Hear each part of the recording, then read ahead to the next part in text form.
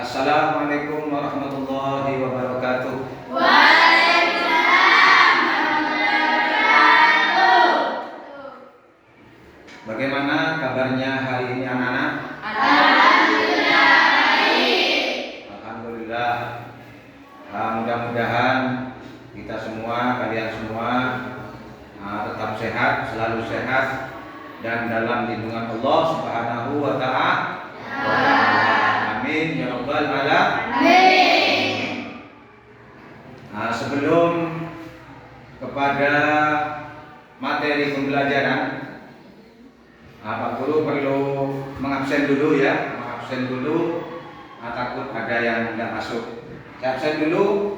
Yang pertama di sini adalah Abdurrahman, Hadir.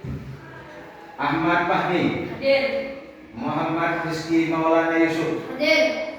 Muhammad Rizki Al-Akbar, Hadir. Muhammad Farid, Hadir. Anggi Elida Saputri, Hadir. Alvina Anugrah Gina, Hadir.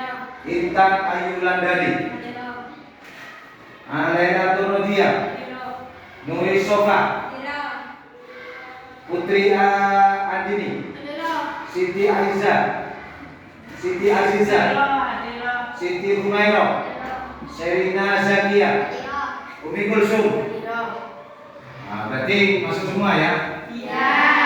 Sebelum Pak Guru memberikan materi pada hari ini, submateri pada hari ini adalah sikap terpuji yang meliputi taubat, taat, dan istiqomah ikhlas. Pak Guru mau menanyakan pelajaran sebelumnya. Taubat, taat, dan ikhlas itu bab 3. Bab sebelumnya adalah bab 2 tentang sifat-sifat Allah, yaitu Asmaul Husna. Yang kita ketahui semua adalah Asmaul Husna. Sifat wajib Allah yang terangkum dalam Asmaul Husna itu ada 20 sifat wajib Allah. Coba kalian semua bacakan dengan bentuk zikir atau sholawatan tentang sifat-sifat Allah, masalah sifat Allah yang 20 itu dengan bentuk zikir. Hitungan yang ketiga nanti Pak Guru kita baca bersama. 1, 2, 3. Wujud kiram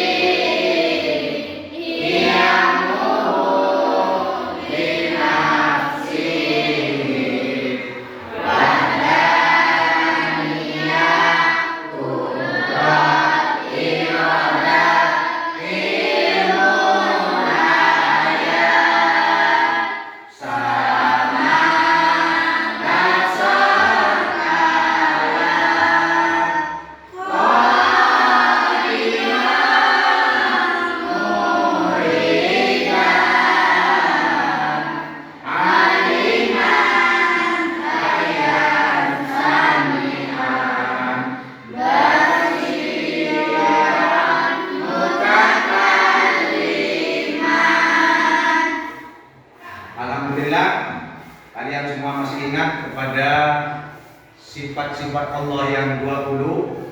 Jangan sampai terlupakan, karena itu masalah tauhid, ketauhidan kita kepada Allah Subhanahu wa ta'ala.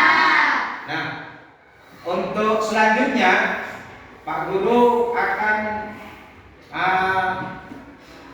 menerapkan pada hari ini sesuai dengan materi.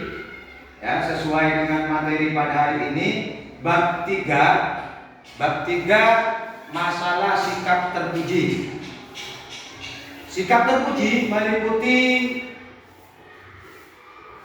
4, yaitu pertama taubat, yang kedua taat, yang keempat istiqomah, yang kelima adalah ikhlas. Nah, sebelum Pak Guru menjelaskan sesuai dengan KD yang ada di sikap terpuji itu, sesuai dengan indikator masalah materi bab 3 itu sikap terpuji tentang taubat, istiqomah, ikhlas. Pak Guru perlu menjelaskan dulu yang dimaksud taubat adalah memohon ampun kepada Allah Subhanahu wa taala atas segala dosa yang telah diperbuat oleh seseorang dengan niat dalam hati untuk tidak meninggalkan, untuk tidak mengerjakan lagi perbuatan tersebut. Ini yang dimaksud taubat. Yang dimaksud taubat. Selanjutnya Pak Guru perlu memberikan skema atau pengertian tentang taubat. Skema di sini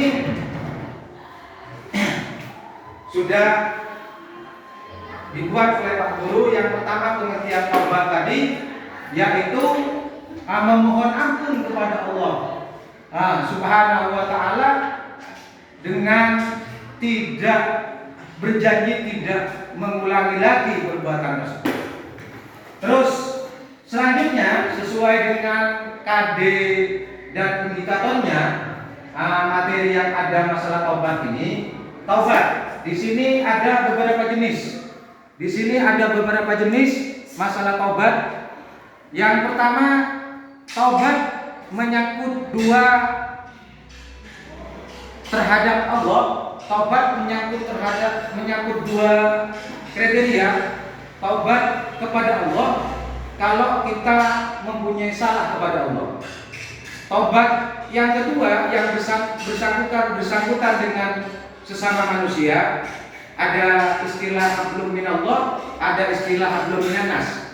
Nah, hablum minannas ini kita bertaubat kepada Allah, tapi dosa kita yang bersangkutan dengan sesama manusia harus minta maaf dulu kepada sesama manusia. Dan ini masalah jenis-jenis atau syarat yang dilakukan masalah kita bertaubat kepada Allah Subhanahu wa taala. Terus yang ketiga Pak Guru di sini juga memberikan skema. Yang ketiga yaitu masalah dampak positif orang yang bertaubat. Dampak positif orang yang bertaubat setelah melakukan dosa besar atau dosa kecil. Yang pertama yaitu memperoleh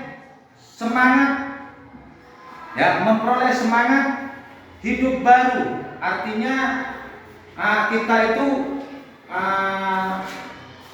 sudah mempunyai semangat hidup baru orang yang bertobat setelah kita itu kembali kepada Allah Subhanahu wa taala.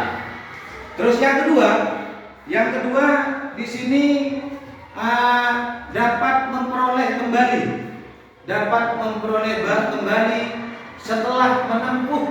setelah menempuh perbuatan gairah kembali, setelah menempuh perbuatan taubat tersebut. Artinya kita betul-betul sadar bahwa dosa kita yang kita kerjakan ini adalah perbuatan yang dilarang oleh Allah Subhanahu wa taala. Ini. Terus selanjutnya dari skema yang ada ini Pak Guru buat tadi dampak positif tentang taubat.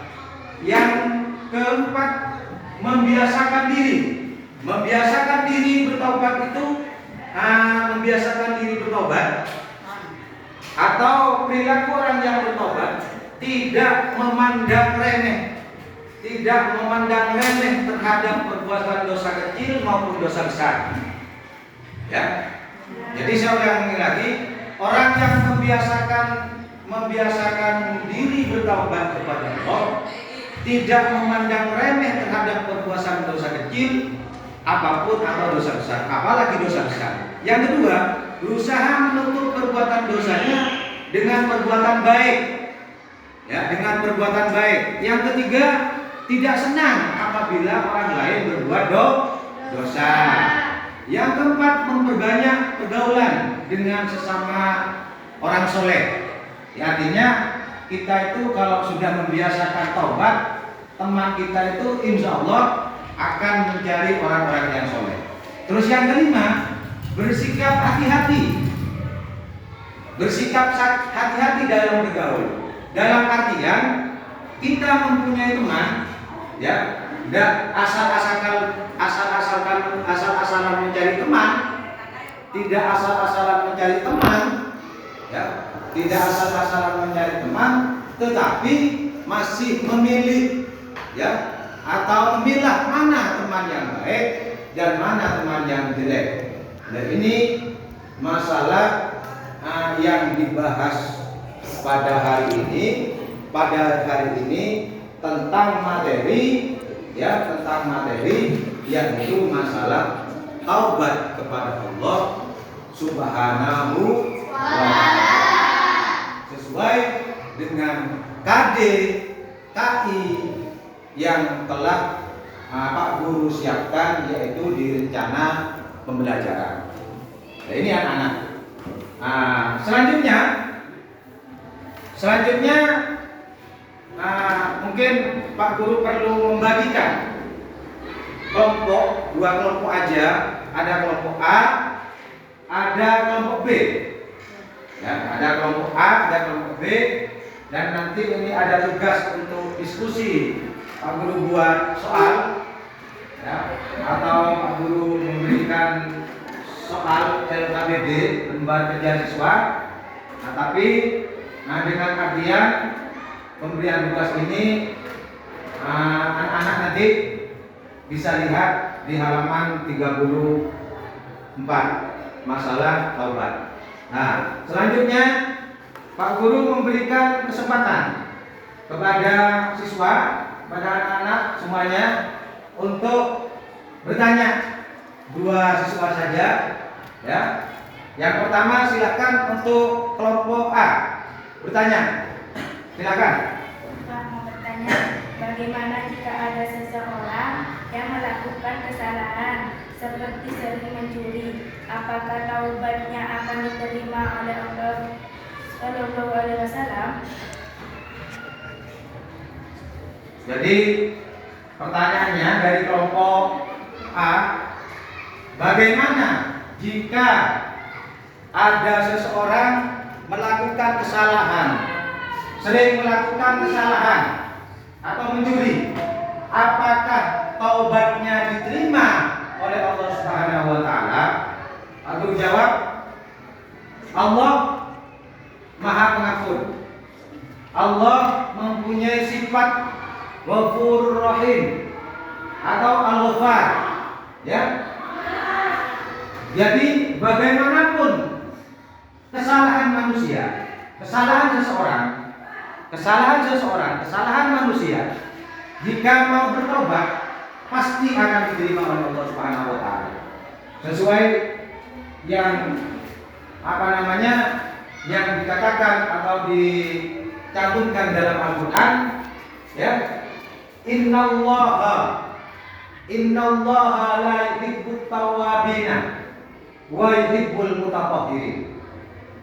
Allah itu Maha menerima taubat atas segala hambanya, ya.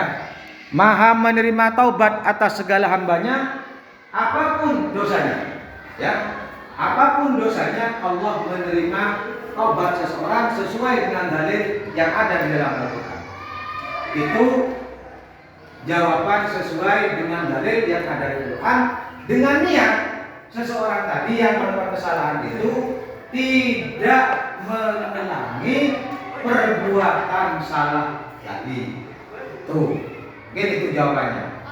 Monggo, kelompok B, silakan bertanya.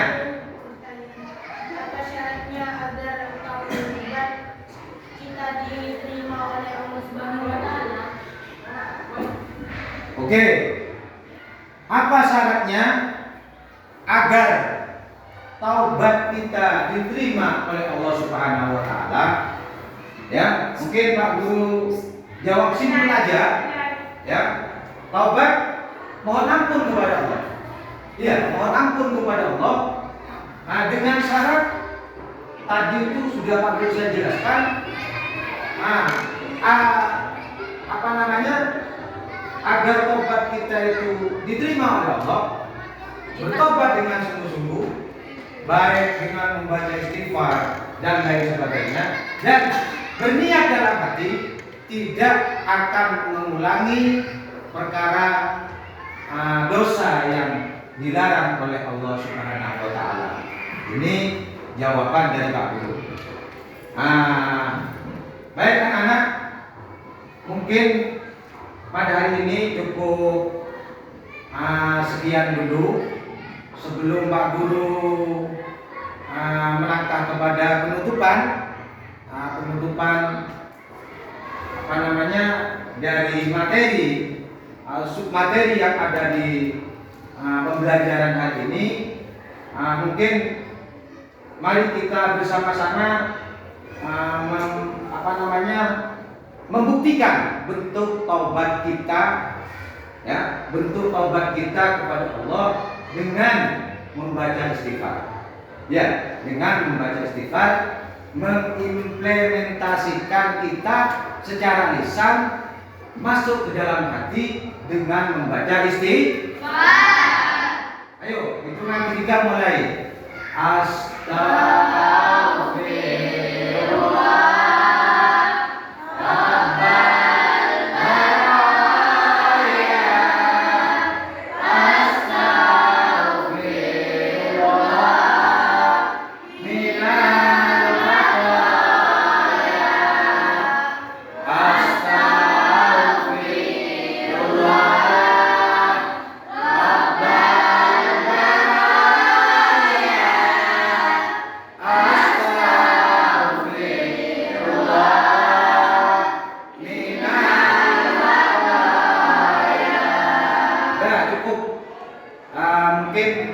Cukup ini masalah taubat. Pak Guru simpulkan lagi bahwa taubat adalah kalau kita kembangkan sedikit lagi, tabayatubu taubatan, itu dalam ilmu nahwu juga dikatakan isim masdar, subjek orang yang bertaubat. Ya, ilmu nahwu itu taubatan itu isim masdar. Intinya Pak Guru simpulkan bahwa taubat adalah kita kembali kepada Allah, ya, memohon ampunan kepada Allah atas dosa-dosa yang telah kita kerjakan. Mungkin ini yang dapat Pak Guru sampaikan. Kita lanjut kepada pertemuan lagi, dan Pak Guru kasih tugas sebelum kita tutup hari ini. Silahkan kelompok A kerjakan halaman 34 soal yang 5 itu. Dan kelompok B dengan cara berdiskusi, silahkan kerjakan soal yang 5 itu. Setelah selesai, nanti kita bahas bersama atau dikirim kepada Pak Guru. Mungkin cukup sekian saja dari Pak Guru pada hari ini. Kita lanjut kepada pertemuan berikutnya. Akhirnya dari Pak Guru, Assalamualaikum warahmatullahi wabarakatuh.